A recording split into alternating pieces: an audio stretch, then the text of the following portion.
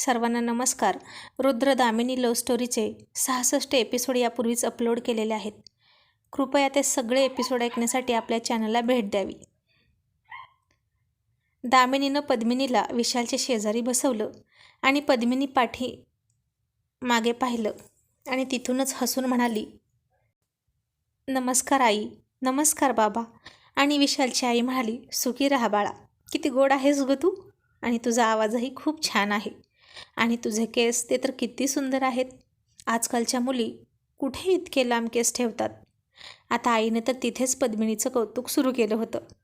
आणि ते ऐकून विशाल मनोमन खुश होत होता आणि मनात म्हणाला, चला मातोश्रींना सून पसंत आहे बहुतेक. म्हणजे आता मी पुढची लढाई लढायला मोकळा. आणि आईच्या तोंडून कौतुक ऐकून पद्मिनी फक्त लाजत होती. आणि बाबा म्हणाले, पल्लवी बेटा, तुझं ऑपरेशन आहे ना आता देवीकडे छान आशीर्वाद माग आणि आम्ही सगळे सुद्धा तुझ्यासाठी प्रार्थना करू, म्हणजे तू लवकर तुझ्या पायावर उभा राहशील. आई म्हणाली, खूप जागृत देवी आहे बरं का ती. जे मनापासून मागितलं जातं ते सगळं मिळतं. आईची आणि बाबांची आपुलकी पाहून पद्मिनी खूप भारावून गेली होती. किती सुंदर फॅमिली होती ती आणि तिलाही त्या फॅमिलीचा हिस्सा व्हायचं होतं. आणि का कुणास ठाऊक, पण आईचा चेहरा पाहिल्यानंतर तिला काहीतरी आठवत होतं की यांना कुठेतरी पाहिलं आहे. त्यांचा मायाळू स्वभाव, प्रेमळ आवाज आणि बोलण्याची ती पद्धत, हे सगळं तिनं अनुभवलं आहे असं वाटत होतं. पद्मिनीला लहानपणीचं सगळं आठवत होतं थोडं थोडं, पण आता खूप बदल झाला होता सगळ्यांमध्येच. त्यामुळे स्पष्ट असं काहीच आठवत नव्हतं. आणि आता विशाल हसून तिला म्हणाला, मिस पल्लवी निघायचं. ती हसून म्हणाली, हो साहेब. आणि आता रुद्र खाली उतरून विशालजवळ आला आणि म्हणाला, अग्निहोत्री साहेब, गाडी जरा व्यवस्थित चालवा हां. माझी बहीण तुमच्या गाडीत बसली आहे म्हणून म्हणतोय. ताई, तू येतेस का आपल्या गाडीत प्लीज. तशा आई म्हणाल्या, रुद्र आम्हीसुद्धा आहोत गाडीत. किती काळजी करतोस. आम्ही कोणी परके आहोत का. आणि विशाल चांगलं ड्रायव्हिंग करतो. दामिनी म्हणाली, बघ ना आई, रुद्रला तर ना वाटतं की त्यालाच फक्त ताईची काळजी आहे. उद्या ताईचं लग्न झालं तर कसा करेल हा कुणास ठाऊक. का त्यांच्या मागे मागे जाईल त्यांच्या सासरी. रुद्र तिला मागे वळून म्हणाला, आई बाबा आणि भाऊ आहेत म्हणून जास्त तोंड चालवू नकोस हां, नाहीतर बघच. चल गुपचूप आणि गाडीत बस. एकतर तुझ्या शहाणपणामुळे मला ताईला सोडून बसावं लागत आहे. काय झालं असतं गं जर ताईसोबत मागे बसली असतीस तर. पण नाही, तुला माझ्यासोबत बसायचं आहे ना. आता काही नवी नवरी आहेस का तू. दामिनी गाल फुगवून म्हणाली, रुद्र आता तुझ्या शेजारी मी आहे ना कंपनी द्यायला. मग ताई एकट्या राहिल्या असत्या ना मागे, म्हणून दादाची कंपनी त्यांना मिळेल म्हणून मी असं केलं. आणि इतका काय मोठा हट्ट केला मी जे इतका ओरडतोस. तुझ्यावर जीव ओवाळून टाकते म्हणून भाव खातोस का. आणि रुद्र तिच्या हाताला पकडून तिला गाडीत घेऊन जात म्हणाला, तुझा दादा आहे म्हणूनच मला नको आहे, कळलं. नको इतका पुढे पुढे करतो तो ताईच्या, हेच मला आवडत नाही. आणि दामिनी घाबरली. तिला वाटलं रुद्रला आता संशय आला की काय दादावर. आणि दामिनी म्हणाली, रुद्र माझा दादा पोलीस आहे आणि सभ्य माणूस आहे. तो तुझ्या ताईला पळवून नेणार नाही, कळलं का. आणि खबरदार जर दादावर असा संशय घेशील तर. तो स्त्रियांचं रक्षणही करतो आणि खूप रिस्पेक्टसुद्धा करतो, कळलं. आणि असं समजू नकोस तो ताईच्या पुढे पुढे करून त्यांच्यावर लाईन मारतोय वगैरे. दादासाठी आम्ही एक चांगली मुलगी शोधतोय आणि लवकरच त्याचंही लग्न होईल. आणि रुद्र म्हणाला, हो का. हे मला सांगायची काय गरज आहे. माझ्या घरी कुठे मुलींची लाईन लागली आहे. आता या तडक भडक रुद्रचं आणि कडाडणारी वीज सौदामिनी यांचं इथेच भांडण सुरू झालं. एक दिवाळीचा ॲटम बॉम्ब आणि दुसरी फटाकडी. कोणीच कोणाला कमी नव्हतं. यांची जोडी म्हणजे राममिलाय जोडी होती. तुझं माझं जमेना आणि तुझ्या वाचून करमेना, अशी यांची अवस्था. आणि आई म्हणाली, रुद्र आता चल. विशाल चल रे, पावसाचे दिवस आहेत आणि तिकडे खूप पाऊस असतो. रात्र व्हायच्या आत आपल्याला घरी आलं पाहिजे, नाहीतर उशीर होईल. खूप लांब जायचं आहे आपल्याला. आणि आता विशालनं खूप खुश होऊन गाडी स्टार्ट केली आणि रुद्रनं खूप रागात गाडी स्टार्ट केली. आता विशालची गाडी पुढे आणि रुद्रची त्याच्या पाठीमागे. आणि आता रुद्र किती चिडला याचं विशालला काही देणं घेणं नव्हतं. त्याच्या शेजारी पद्मिनी बसली होती आणि त्याला हा प्रवास म्हणजे जगातला सगळ्यात सुंदर प्रवास आहे असं वाटत होतं. आणि हा प्रवास कधीच संपूच नये असं त्याला वाटत होतं. आणि आई म्हणाली, विशाल, अरे छान मराठी भावगीते तरी लाव. विशाल हसून म्हणाला, हो आई, तुझ्या आवडत्या गाण्याचा स्टॉक आहे माझ्याकडे, आत्ता लावतो. आणि विशालने आईच्या आवडती मराठी गाणी सुरू केली. आणि गाणं लागलं होतं, गुज ओठांनी ओठांना सांगायचे, एका पावसात दोघांनी भिजायचे. आणि हे गाणं ऐकून विशाल आणि पद्मिनी एकमेकांकडे चोर नजरेनं पाहायचे. आणि त्या दोघांना आठवत होता त्या दोघांचा पहिला पाऊस, ज्यामध्ये ते दोघे चिंब भिजले होते. आणि त्या दोघांचं पहिलं चुंबन आणि पहिली मिठी त्यांना आठवत होती. आणि दोघेही लाजत होते, हसत होते, नजरेनंच एकमेकांना इशारे करत होते. आता तोंडानं काहीच न बोलताही त्यांची नजर एकमेकांना खूप काही सांगून जात होती. आणि आता बराच प्रवास झाल्यानंतर आई आणि बाबांचा डोळा लागला आणि खिडकीतून येणाऱ्या वाऱ्याच्या मंद झुळकीमुळे पद्मिनीचे केस वाऱ्यावर भुरूभुरू उडत होते. आणि आता विशालनं आरशातून पाठीमागे पाहिलं तर आई बाबा झोपले होते.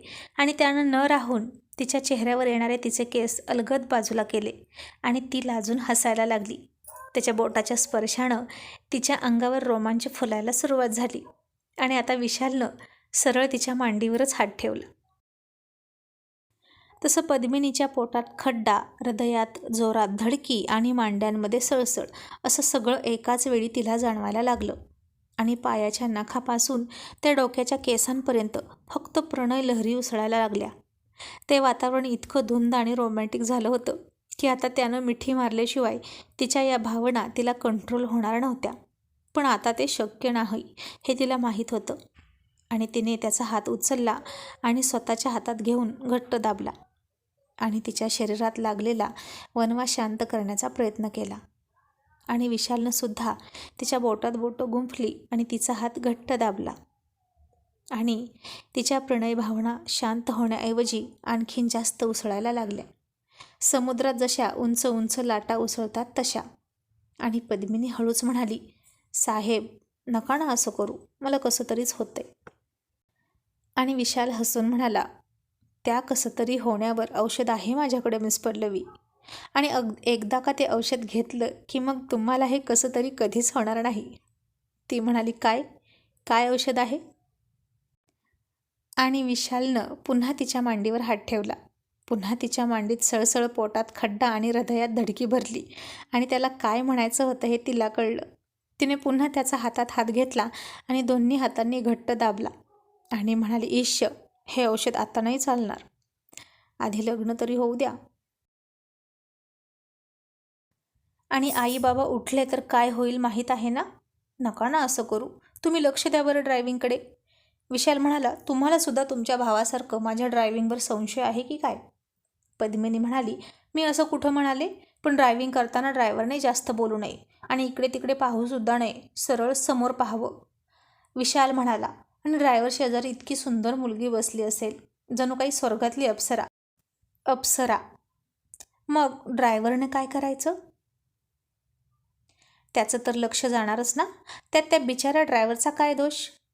पद्मिनी आणखीन हसून म्हणाली, तरीही ड्रायव्हरनं पुढंच बघावं. प्लीज साहेब, पुढे बघा ना. विशाल म्हणाला, ओके मॅडम, जशी तुमची आज्ञा. आणि आता त्यानं तिचा हात हातात घेतला आणि गिअरवर ठेवला. आता विशालच्या एका हातात तिचा हात आणि एका हाताने तो ड्रायव्हिंग करत होता. तिचा हात आणखीन घट्ट दाबून सतत गिअर बदलत होता. आणि पद्मिनी मात्र लाजून लाजून चूर झाली होती. आणि विशालनं तिचा तोच हात हातात घेऊन त्यावर किस केला. पुन्हा तो हात त्यानं त्याच्या छातीजवळ पकडला आणि पुन्हा तोच हात त्याने त्याच्या मांडीवर ठेवला. तशी पद्मिनी आणखीन लाजून गेली. तिचा हात थरथर करून कापायला लागला आणि तिने तिचा हात मागे घेण्याचा प्रयत्न केला. तसं विशालने समोर बघतच तो हात तिथेच दाबून पकडला आणि गालात हसला. आणि तिनेही समोर बघितलं आणि गालात हसायला लागली. आणि आता ती हात मागे घेण्याचा प्रयत्न करत नव्हती. आता विशाल साहेबांना तर पूर्ण मोकळीकच मिळाली होती आणि ही सगळी सौदामिनीची कृपा होती. त्यांचा हा गाडीतला प्रवासातला हा रोमॅन्टिक गोड प्रवास होता. वाव, काय जर्नी होती ती, एकदम फुल रोमॅन्टिक. त्यांचा हा रोमॅन्टिक प्रवास खूपच सुंदर होता. आणि इकडे मात्र रुद्रचा जीव खालीवर होत होता. ताईसाठी त्याचं लक्ष अजिबात लागत नव्हतं. तो विशालच्या गाडीला अजिबात जास्त लांब जाऊ देत नव्हता. त्याच्या पाठीमागेच तो होता. दामिनी मात्र मनात खुश होती आणि उगीचच त्याला बोलण्यात गुंतवत होती आणि म्हणाली, रुद्र, किती सुंदर आणि रोमॅन्टिक वातावरण आहे ना, छान गाणी लाव ना आपल्यासाठी. रुद्रनं ऐकून न ऐकल्यासारखं केलं. त्याचं लक्षच नव्हतं तिच्या बोलण्याकडे. आणि दामिनी पुन्हा त्याच्या मांडीवर हात ठेवून त्याला म्हणाली, रुद्र, लाव ना गाणी, छान हिंदी रोमॅन्टिक. आणि रुद्र म्हणाला, दामिनी, अग्निहोत्रीसुद्धा गाणी लावतो का गं?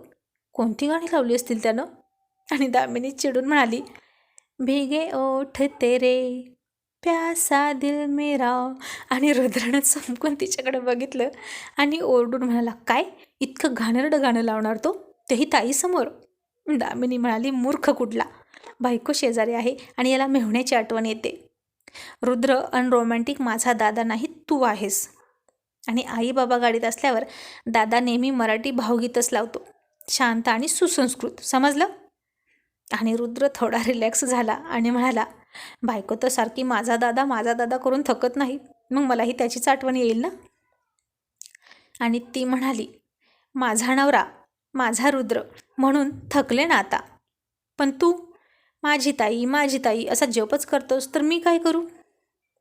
आणि तुझ्या शेजारी बसून काहीच फायदा नाही रुद्र. आणि ती चिडली आहे हे पाहून रुद्रनं पुन्हा तिचा हात हातात घेतला आणि त्याचा किस घेत म्हणाला, बरं सॉरी, सांग कोणतं गाणं लावू? आणि ती म्हणाली, आता जे सांगितलं तेच लाव. आणि रुद्र हळूच म्हणाला, मी हे गाणं ऐकलं आणि मग मला तुझे ओठ ओठात घेऊ वाटले तर काय करायचं? आता तिचा राग गायब झाला आणि ती हसून म्हणाली, आता लायसन्स आहे आपल्याकडे, तू कधीही काहीही करू शकतोस, कोणाचीही भीती वाटण्याचं कारण नाही. आणि त्यानं हसून तेच गाणं लावलं. आणि आता विशाल पद्मिनीसोबतच रुद्र आणि दामिनीची जर्नीसुद्धा रोमॅन्टिक झाली होती.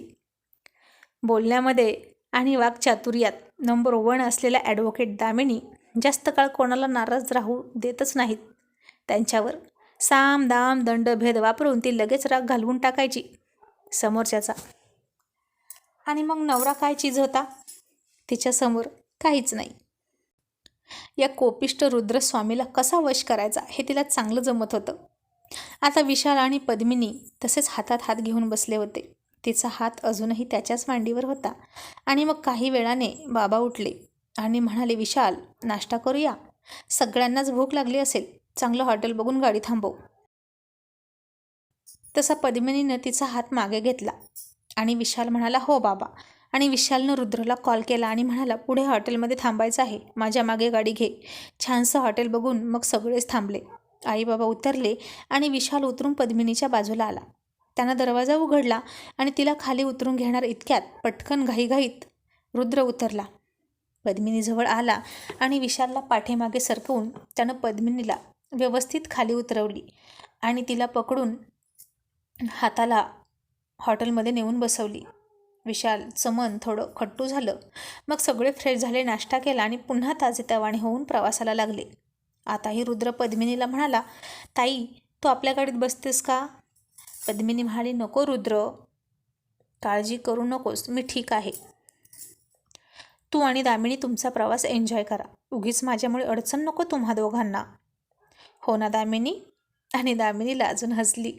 पुन्हा प्रवास सुरू झाला. पुन्हा एकदा आईबाबांचा डुलका लागला आणि पुन्हा विशाल आणि पद्मिनीचे स्पर्शाचे चाळे आणि आखो ही आखो में इशारे सुरू झाले. आणि आता एकदाचं सगळे त्यांच्या इच्छितस्थळी पोहोचले. खूप सुंदर निसर्ग होता तिथला. बाजूने बघावं तिकडं हिरवीगार झाडे पसरली होती आणि मध्यभागी देवीचं मंदिर होतं. मंदिराला मोजून 100 पायऱ्या होत्या. आणि तिथेच एका बाकड्यावर पद्मिनीला बसवलं आणि आई म्हणाली, रुद्र आणि विशाल, तुम्ही दोघांनीही आपल्या आपल्या इच्छा पूर्ण होण्यासाठी देवीची सेवा करायची आहे, समजलं? रुद्र काहीच न कळून म्हणाला, आई, आता माझी इच्छा तर काय आहे? काहीच नाही. दामिनी म्हणाली, असं कसं? ताईला चांगला नवरा मिळावा अशी तुझी इच्छा आहे की नाही? मग त्यासाठी तू देवीची सेवा कर. आणि विशाल म्हणाला, आणि आई मी मी कशाला? मी का करू सेवा? दामिनी म्हणाली, दादा तुला ही चांगली बायको हवी आहे ना, मग त्यासाठी तू सेवा करायची. आणि झालं. दोघांच्या हातात एक एक झाडू दामिनीनं दिला आणि म्हणाली, या सगळ्या पायऱ्या धुवून काढायच्या तुम्ही दोघांनी. आणि आता रुद्र आणि विशाल झाडू खांद्यावर घेऊन एकमेकांकडे फार गरीब चेहरा करून पाहिलं. आणि त्यांचे केविलवाणे चेहरे पाहून सगळे हसत होते. आणि दोघेही पायऱ्या चढून वर गेले आणि पायऱ्या धुवू लागले. आणि आत्ता काय, माझ्या ताईला चांगला नवरा मिळू दे आणि मला त्याचीच ताई बायको म्हणून मिळू दे, म्हणून विशाल साहेब आणि रुद्रसाहेब दोघेही एकाच व्यक्तीसाठी देवीची सेवा करत होते. याला म्हणतात दैवाचा खेळ.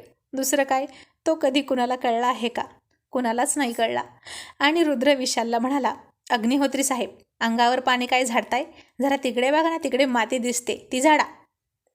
विशाल म्हणाला, रुद्र तुझं पाणी माझ्या अंगावर येतंय, समजलं? आणि तुझ्या तिकडे कोपऱ्यात बघ किती घाण आहे, ती झाड. आणि आता रुद्रनं मुद्दाम जोरात घाण उडवली. ती सगळी विशालच्या कपड्यावर उडाली. आणि दामिनी हे सगळं बघून म्हणाली, रुद्र मुद्दाम करू नकोस, देवी आई सगळं बघते. आणि रुद्र तिच्याकडे चिडून बघत वाकडं दाखवत म्हणाला, आणि दामिनी आईसुद्धा बघते हो ना? दामिनी खूप हसली. आणि आई म्हणाल्या, रुद्र जे करायचं ते मनापासून कर बाळा. इतक्या लांबून आलो की नाही आपण, मग थोड्यासाठी कशाला चिडचिड करायची? रुद्र म्हणाला, हो आई, नाही चिडचिड करत, असं म्हणून तो पुन्हा काम करू लागला. आणि मग रुद्र म्हणाला, अग्निहोत्री साहेब, एक एक काम करा, हा झाडू घ्या आणि सगळं तुम्हीच झाडून घ्या, म्हणजे तुम्हाला ना खूप सुंदर बायको मिळेल. सुग्रण, संयमी, सहनशील, प्रेमळ, मायाळू, सुंदर, सर्व गुण संपन्न मिळेल तुम्हाला बायको. घ्या झाडू.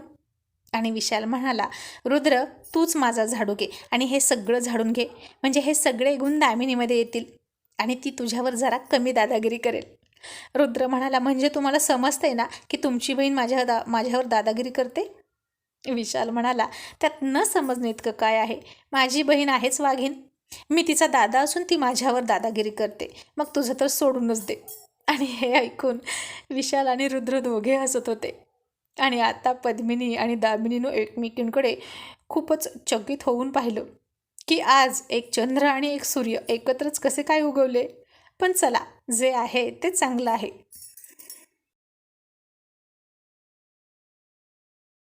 मग स्वच्छता संपवून दोघेही खाली आले आणि विशाल सगळ्यांचा डोळा चुकवून बाजूला गेला आणि खिशात गुपचूप गजरा घेऊन आला. कारण गुलाबी साडीवर गजरा म्हणजेच पद्मिनीच्या सौंदर्यात चार चांद लागल्यासारखं होतं. आणि त्यानं हळूच सगळ्यांची नजर चुकवून तिच्या ओटीत गजरा टाकला. आणि पद्मिनीनं रुद्राला शंका येऊ नये म्हणून त्यातला गजरा दामिनीला सुद्धा दिला. आणि आई म्हणाली, पल्लवी इथेच बसेल, तिला वरती येता येणार नाही. रुद्र, मी आणि बाबा वर जातोय आणि तिथे तुम्हा दोघांसाठी पूजा घालायची आहे आणि त्याची तयारी करतो. आणि पूजेचे सर्व सुरुवातीचे विधी झाले की 5 घंटा पुजारी वाजवतील, तेव्हा तू दामिनीला उचलून घ्यायचं आणि एकमेकांशी एकही शब्द न बोलता आणि पाठीमागे वळून न बघता पायऱ्या चढून वर यायचं आणि मंदिराभोवती 5 प्रदक्षिणा घालायच्या आणि मगच तिला खाली उतरवायचं आणि तसंच सरळ येऊन पूजेला बसायचं, समजलं? आणि दामिनी म्हणाली, आई हे सगळं कशासाठी? आई म्हणाली, नवीन लग्न झालेल्या जोडप्यांना हे विधी करायचे असतात जेणेकरून सुखाचा संसार होतो आणि ही प्रथा आहे. दामिनी म्हणाली, आई फक्त लग्न झालेल्या जोडप्यासाठीच ही प्रथा असते का? आई म्हणाली, ज्यांचं लग्न जमलं आहे त्यांच्यासाठी सुद्धा ही प्रथा असते, पण त्यांच्यासाठी सगळं सेम असतं, फक्त ते पूजेला बसत नाहीत आणि 5 ऐवजी 3 प्रदक्षिणा घालायच्या असतात, म्हणजे त्यांचंही लग्न लवकर होतं आणि संसार सुखाचा होतो. असं सांगून आई बाबा पुढे गेले. रुद्र पद्मिनीला म्हणाला, ताई तू बसशील ना इथं व्यवस्थित? ती म्हणाली, रुद्र तुम्ही जा आणि मन लावून पूजा कर, अजिबात मागे बघू नकोस आणि बोलूही नकोस आणि माझी काळजी करू नकोस. इथं किती लोक आहेत बघ तर. आणि साहेब तुम्ही सुद्धा जा आणि नमस्कार करून या. आणि आता रुद्रनं दीर्घ श्वास घेतला आणि 5 घंटा होण्याची वाट बघू लागला आणि म्हणाला, पायरी चढायच्या आधीच तुझ्याशी बोलतोय दामिनी, तुझं वजन झेपेल ना गं मला? दामिनी म्हणाली, बघ प्रयत्न करून. आणि माझ्यासोबत सुखाचा संसार करायचा असेल तर सगळेच नियम सगळे कडक पाळ. आणि आता 5 घंटा झाल्या तसं रुद्रनं दामिनीला मिठीत उचलली आणि दामिनीनं तिचे हात त्याच्या गळ्यात टाकले आणि तो एक एक पायरी पाठीमागे न बघता चढू लागला. आणि आता विशालसुद्धा पद्मिनीजवळ आला. त्यानंही तिला मिठीत उचलली आणि ती म्हणाली, साहेब बघेल ना कोणीतरी. विशाल म्हणाला, आता मला कोणाचीच पर्वा नाही, कारण मलाही आपला संसार सुखाचा व्हावा असं वाटतंय. आणि आपलं लग्न ठरलं आहे ना? ठरलं आहे ना? असं विशालने पुन्हा एकदा तिला विचारलं आणि ती लाजून म्हणाली, हो.